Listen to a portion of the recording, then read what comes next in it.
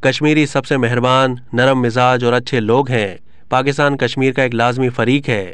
سابق سربراہ را کے انکشاف۔ بھارتی خفیہ ادارے ریسرچ اینڈ انالائسس ونگ را کے سابق سربراہ AS دولت نے کہا ہے کہ پاکستان کشمیر کا ایک لازمی فریق ہے۔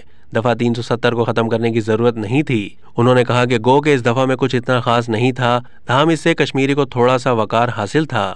میڈیا رپورٹ کے مطابق AS دولت نے راجستھان کے دارالحکومت جے پور میں ایک تقریب سے خطاب کرتے ہوئے کہا کہ میں نے دلیل دی تھی کہ ہمیں دفعہ 370 کو ختم کرنے کی ضرورت نہیں ہے۔